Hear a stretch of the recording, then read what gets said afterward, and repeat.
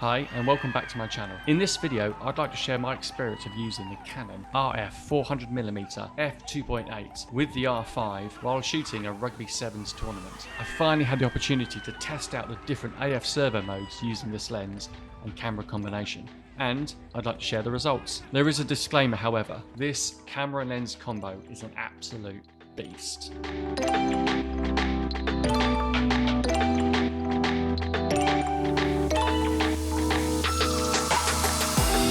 So today we're at the Ballymore Stadium in Brisbane for the Oceania Rugby 7s Championship. Now the winners, or the highest ranked teams in this tournament, actually qualifies for the Olympic Games next year in Paris.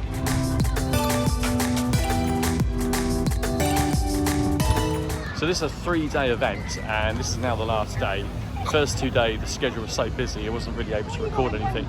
But I've brought the 400 f2.8 with me. I've got the 70-200 f2.8 and the 28-70.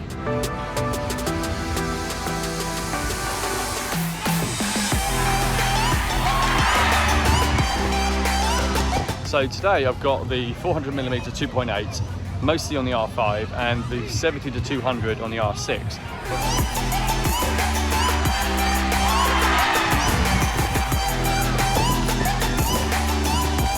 When I get the chance, I'm going to test out the autofocus options on the Canon R5 with the 400mm 2.8.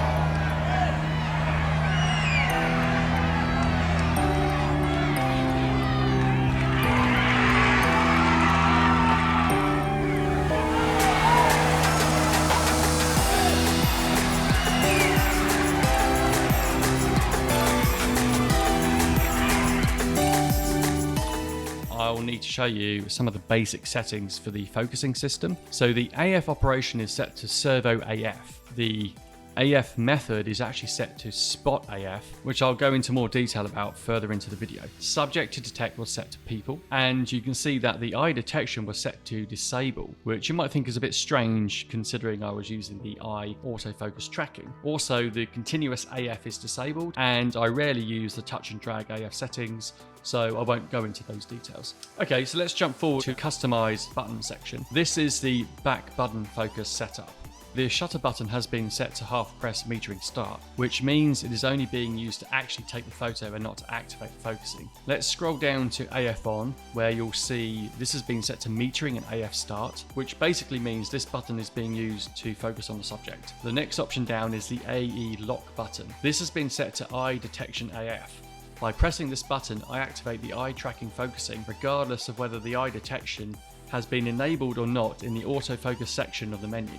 Next, I'll show you some real-world footage using the servo AF. So it's worth mentioning again that subject to detect was set to people, and the first servo AF mode used was case 1, versatile multi-purpose setting. Let's see how it performed.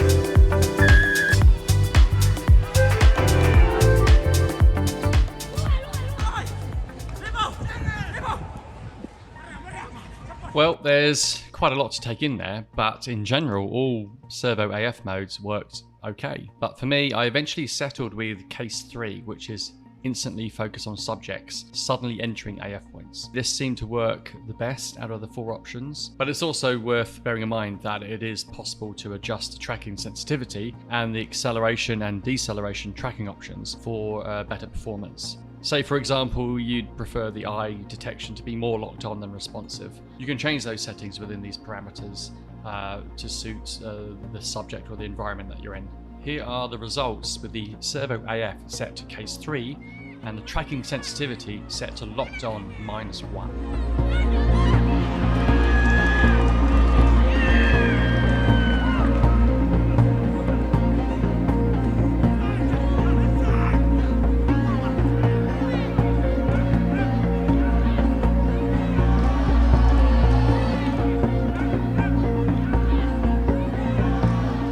Earlier in the video, I had the AF on button set to spot AF instead of tracking. That was the reason the eye detect was grayed out or set to disable. The reason I set one of the back button focus options in this way is so I have a single point focus when required. There may be a situation where the subject is too crowded or it's just too complicated for the camera's eye detect autofocus to identify. You'll benefit from being able to manually control the focus point by using the thumb or joystick controller. I can now move the focal point wherever I prefer it to be. This is useful when taking shots of the crowd or for static subjects where the eye detection autofocus either isn't necessary or just doesn't work as well. The camera doesn't always get it right, so it's important to have some kind of manual override. Now here are some more examples of when the eye detection autofocus did work as intended.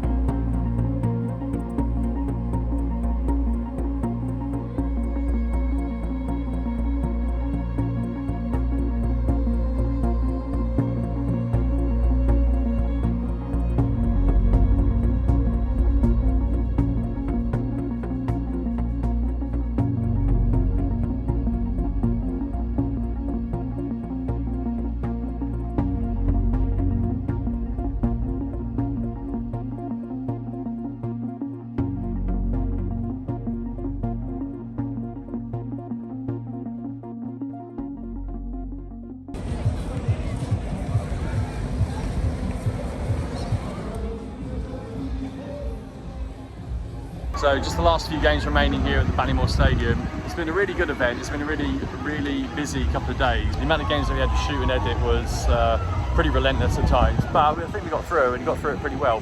What's the most remarkable thing really today was the performance of the R5 with Canon's new autofocus settings, and when paired with the 400mm f2.8, that is a extremely good partnership. I kind of played around with some of the settings, changed a few things up, and I finally settled on what I thought was the best settings, but the best setup for this particular sport. It might not be the same for every sport, but for me it really worked, and it was just really seeing how well the R5 performed. Some people may say that Canon's autofocus is the best, some may disagree, but I think this weekend has kind of proven that the autofocus setup on the Canon R5 is absolutely fantastic. I mean, it barely missed a shot. I mean, it was just incredible. It was just such a fun and brilliant camera to work with, especially when paired with the 400mm f2.8. That lens is extra special. I mean, it just produces such magical results. It's probably the best camera lens setup I think I've ever used.